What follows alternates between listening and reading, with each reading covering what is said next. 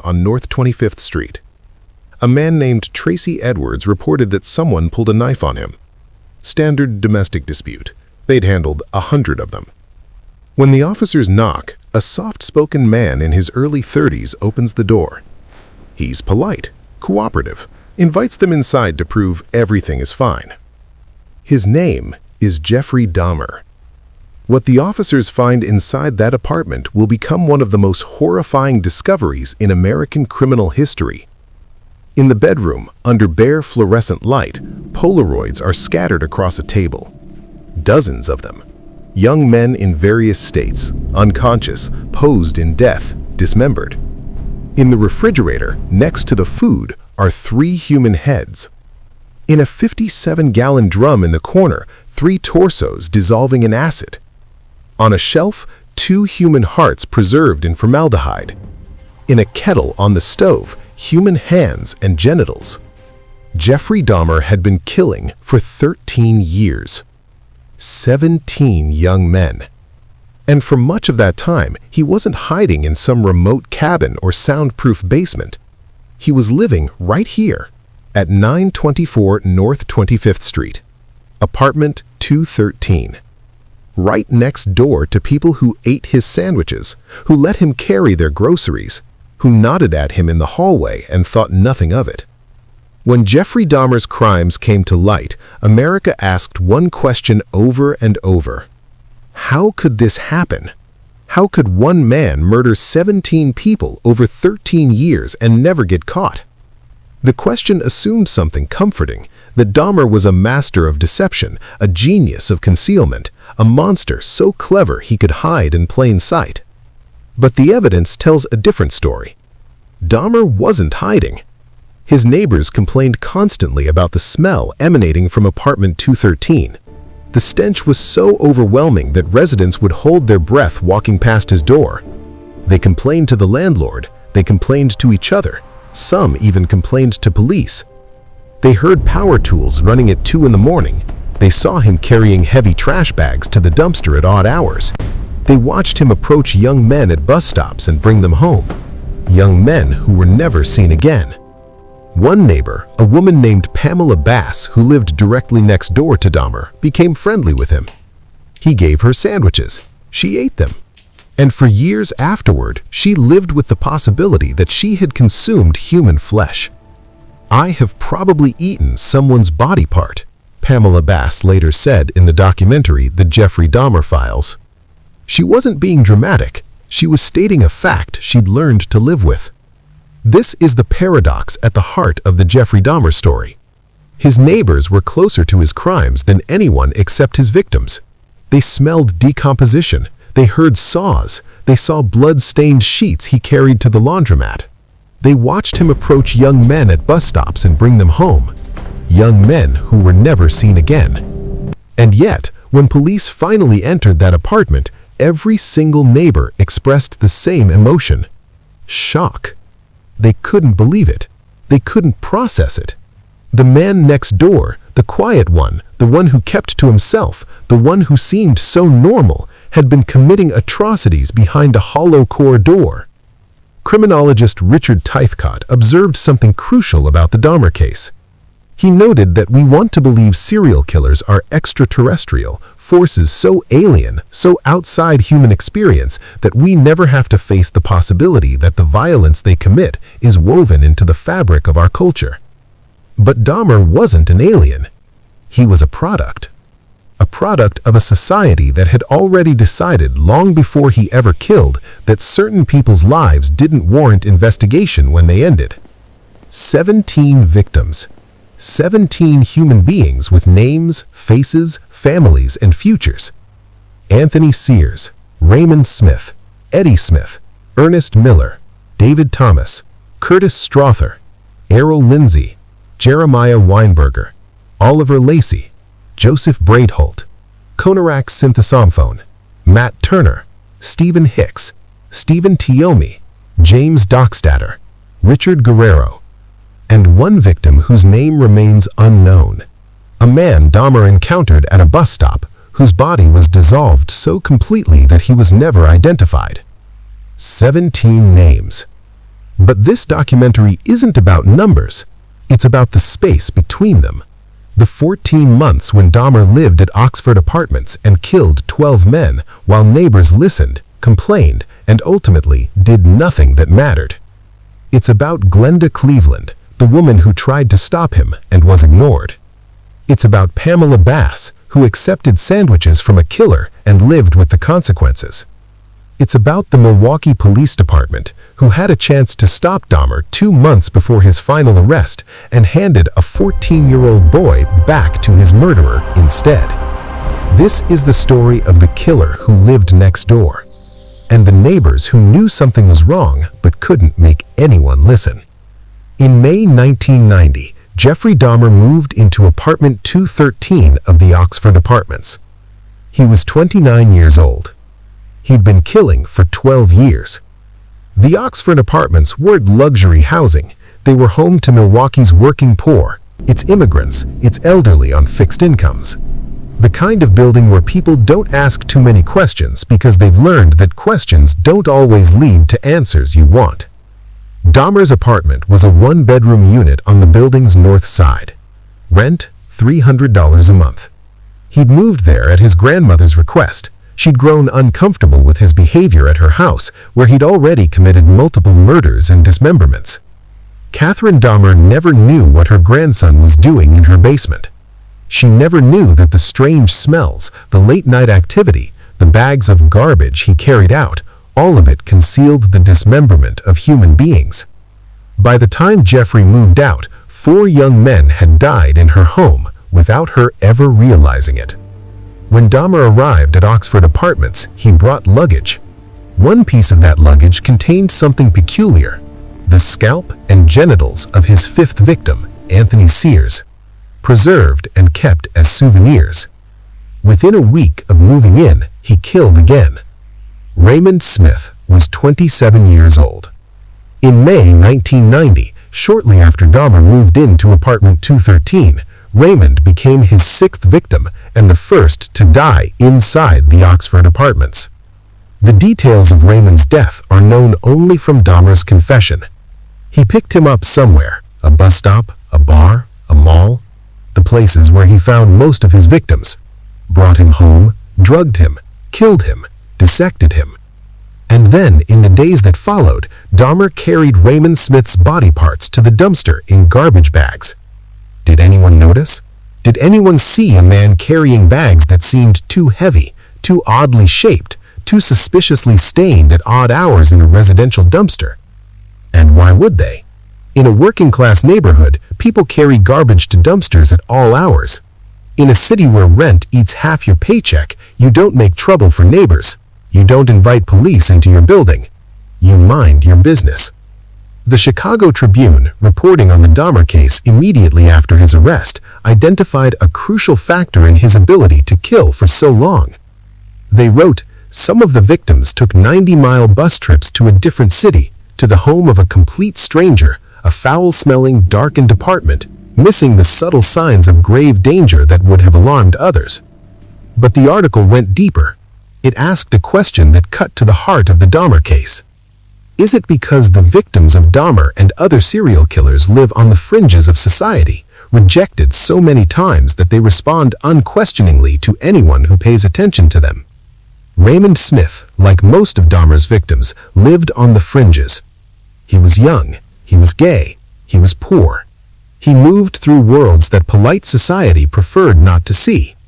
And when he disappeared, who was going to look for him? By the summer of 1990, residents began noticing something strange. The smell. It came from apartment 213.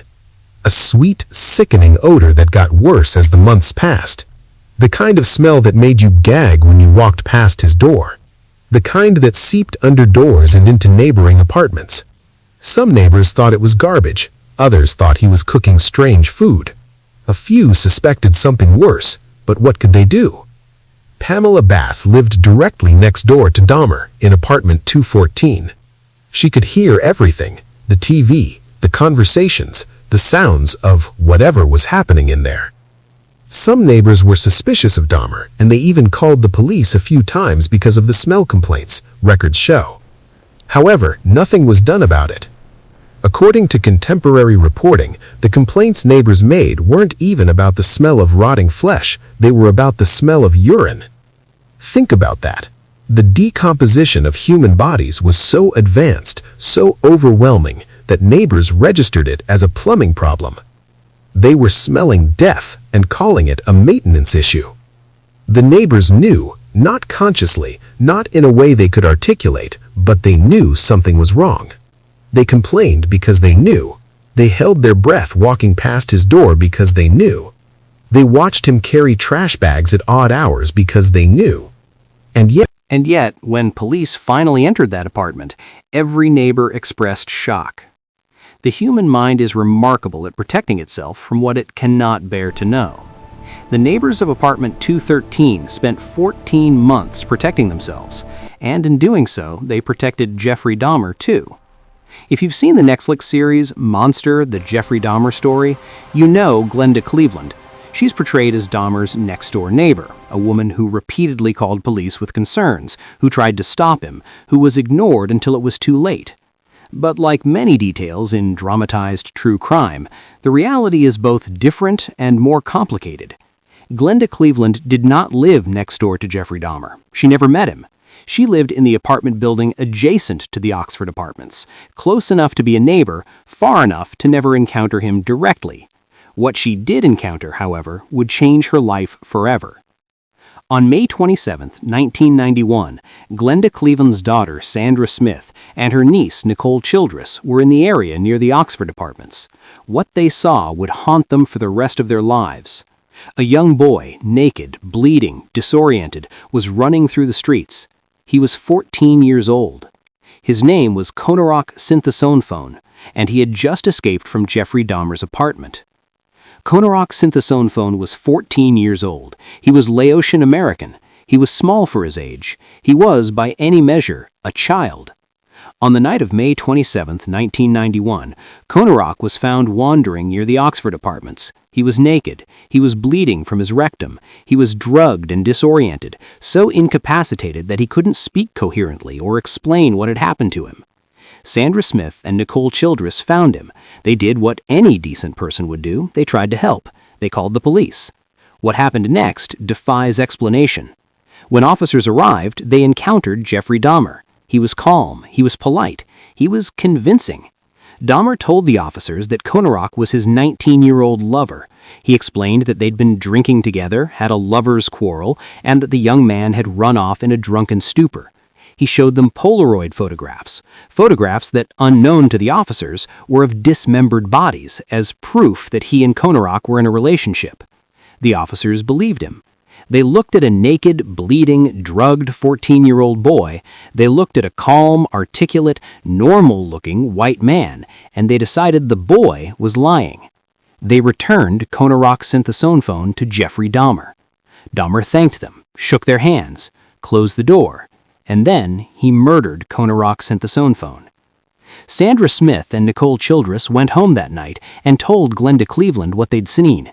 Glenda Cleveland, a grandmother who had lived in the neighborhood for years, did what grandmothers do. She took action. She called the police. She called multiple times that night. She asked if the boy was okay. She asked if anyone had followed up. She asked if the police were sure, really sure that they'd done the right thing. Each time she was told everything was fine. The boy was with his lover. There was no problem. Stop calling. A few days later, Glenda Cleveland saw something that made her blood run cold. A missing persons notice in the newspaper. A photograph of Konerak Sinthasomphone. The boy the police had returned to Dahmer was missing. She called the police again. She told them about the missing persons notice. She told them about the boy she'd seen, the boy they'd handed back, the boy who was now officially missing. They didn't call back. She called the FBI. She told them the same story. She explained that she believed a child had been handed to a murderer. They didn't call back either. Between May 27th and July 22nd, 1991, Jeffrey Dahmer killed 5 more people. Oliver Lacey, Joseph Braidholt, and 3 others whose names are recorded only in court documents and coroner's reports. 5 human beings, 5 families, 5 lives that ended because the people who were supposed to protect them didn't listen to a grandmother who knew something was wrong. After Dahmer's arrest, Glenda Cleveland was honored by the Milwaukee County Board. She was called a model citizen by the mayor. She received awards from the very police department that had ignored her calls. She accepted them with grace. She didn't scream at the ceremonies. She didn't demand justice for the 5 men who died because no one listened. But she never forgot. And neither should we. Glenda Cleveland died in December 2011. She was 56 years old. The cause was heart disease and high blood pressure. She never moved far from the Oxford apartments. While Glenda Cleveland tried to stop Dahmer from outside the building, Pamela Bass lived inside it, directly next door, apartment 214. She was Jeffrey Dahmer's actual neighbor. Pamela Bass and Jeffrey Dahmer became friends. Not close friends, not confidants, but friendly neighbors. They'd chat in the hallway, exchange small talk, do the kinds of things neighbors do when they live feet apart. And sometimes Dahmer would give Pamela Bass sandwiches. She accepted them. Why wouldn't she? They were just sandwiches, a friendly gesture from a quiet neighbor who seemed harmless. It was only after Dahmer's arrest that Pamela Bass began to wonder, what was in those sandwiches? "I have probably eaten someone's body part," she later said in the documentary The Jeffrey Dahmer Files. She said it quietly, matter-of-factly, the way you'd say, "I probably forgot to lock the door," or "I might have left the oven on." But the words themselves are horrifying. Pamela Bass spent years not knowing, and then years knowing that she may have consumed human flesh, that the man next door, the one who seemed so normal, had been feeding her parts of his victims. Criminologist Richard Tithcott writes that serial killers are often figured as extraterrestrial, beyond the reach of normal man. But Pamela Bass's story destroys that comfortable distance. There's nothing extraterrestrial about a neighbor who gives you a sandwich. There's nothing beyond the reach of normal man about eating lunch next door. The horror of Dahmer isn't that he was a monster. The horror is that he was ordinary. So ordinary that his next-door neighbor accepted food from him without a second thought. When Dahmer was arrested, Pamela Bass initially thought that Jeff had been the victim, records show. Think about that. The man who had been murdering and dismembering people feet from where she slept, she thought he was the one who needed protection. She thought something had happened to him. It's easy to judge Pamela Bass from a distance. Easy to say she should have known, should have suspected, should have done something. But put yourself in her position. You live in a working-class apartment building. You're minding your own business, trying to get by. Your neighbor is quiet, polite, unremarkable. He gives you sandwiches sometimes. You chat in the hallway. He seems fine. When the police swarm your building, your brain doesn't jump to "my neighbor is a serial killer." Your brain jumps to "my neighbor is in trouble." Your brain jumps to "I hope he's okay." That's what makes Dahmer so terrifying. He exploited the most basic human instinct, the assumption that other people are basically like us. When Pamela Bass learned the truth, when she learned what was happening behind that hollow core door, her reaction was as human as her initial sympathy. She initially believed Dahmer had been framed, the records tell us. She reportedly even cried when she found out Dahmer had been killed in prison. There's a detail that doesn't get enough attention. It's small, almost insignificant, but it tells you everything about how Dahmer operated. Pamela Bass was Dahmer's actual neighbor, and Jeffrey did give her a sandwich, however it did not contain human meat. Why does that detail matter? Because it means Dahmer was capable of normal interaction. He could make sandwiches for his neighbor, chat in the hallway, be a decent guy, while also keeping human heads in his refrigerator. He wasn't driven by an uncontrollable compulsion that made him incapable of ordinary life. He chose when to be a killer and when to be a neighbor. He chose. This is the detail that true crime documentaries often miss. Dahmer held a job. He paid his rent. He had conversations with coworkers. He had a grandmother who loved him. He had neighbors who accepted his sandwiches. He was a functioning member of society who happened to be a serial killer. Pamela Bass lived with that knowledge for the rest of her life. She lived with the sandwiches. She lived with the memory of his kindness. She lived with the question that could never be answered. Was any of it real? When Dahmer was killed in prison in 1994, beaten to death by a fellow inmate named Christopher Scarver, Pamela Bass cried. Not for the monster, not for the killer, for for the neighbor, for the man who gave her sandwiches, for the person she thought she knew. And that, perhaps, is the most human response of all. Person would drink it, fall asleep, and that's when they would be strangled. And he made them, but because I wanted to keep them with me. And as my obsession grew, I was saving body parts such as skulls and skeletons, and eventually I did turn to cannibalism. Many of Dahmer's victims were picked up at bus stations. They were young men who had come to Milwaukee looking for something: work, connection, a fresh start. They were runaways fleeing broken homes. They were drifters passing through. Dahmer knew how to spot them. He knew how to approach them. He knew what to offer. Some are smart in who they go with, and others aren't. John Green of Emmaus Ministries told the Chicago Tribune in 1991. They'll say this guy was really crazy, but they went for the money. The real danger comes when you have people who are new to the street and haven't figured out the difference yet. Dahmer offered money. He offered beer. He offered to pay for photographs. He offered the things desperate young men needed and the things they couldn't afford to question. These young men looked for someone who was a sugar daddy who will take care of all their needs, and they don't realize what this is going to cost them. There's a victim in Dahmer's count who has never been identified, a man Dahmer met at a bus stop, a man whose body was dissolved so completely in acid that nothing remained, no dental records, no DNA, no name. He is victim number 17. He is the one we cannot name. He is the one who disappeared so completely that his family may never know what happened to him. When Dahmer confessed to killing him, he couldn't provide a name, couldn't provide a description beyond young, probably early 20s, black, couldn't provide anything that would help investigators notify next of kin. That man existed. He had a life. He had people who loved him, and he vanished into a barrel of acid, never to be identified. High risk, low priority. Even in death, we don't know his name. Part 7. The system failed. After Dahmer's arrest, investigators began looking into how he'd evaded capture for so long.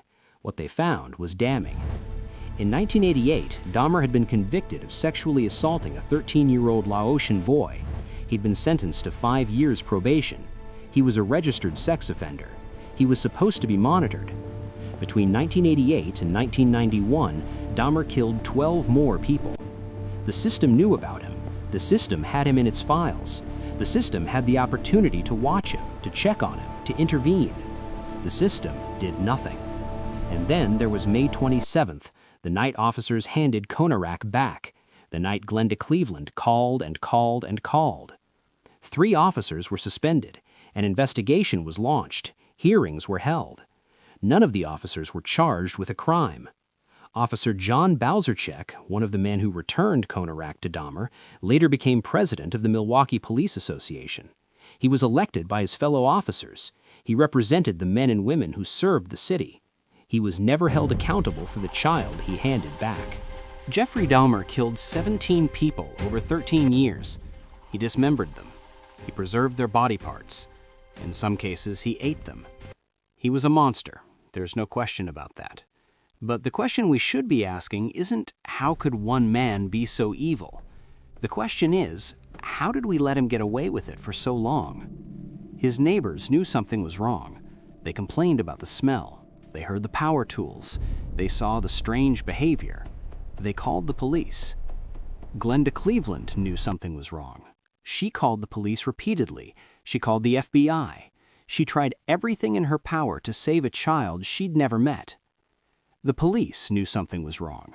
They had Dahmer in their system as a sex offender. They had complaints on file. They had a naked, bleeding, drugged child handed to them, and they handed him back. And yet, for 13 years, nothing happened. Because the victims were high risk, low priority, because they were gay, because they were young men of color, because they were runaways and drifters and sex workers, because they were the kind of people society had already decided didn't matter. Stephen Hicks, Stephen Toomey, James Dockstader, Richard Guerrero, Anthony Sears, Raymond Smith, Eddie Smith, Ernest Miller, David Thomas, Curtis Strother, Errol Lindsay, Jeremiah Weinberger, Oliver Lacey, Joseph Braidholt, Konerak Sinthasomphone, Matt Turner, and one unknown man whose name we will never know. 17 human beings. The killer lived next door for 14 months. He killed 12 people during that time. His neighbors heard everything. They smelled everything. They knew something was wrong. But knowing isn't the same as acting, and acting isn't the same as being heard.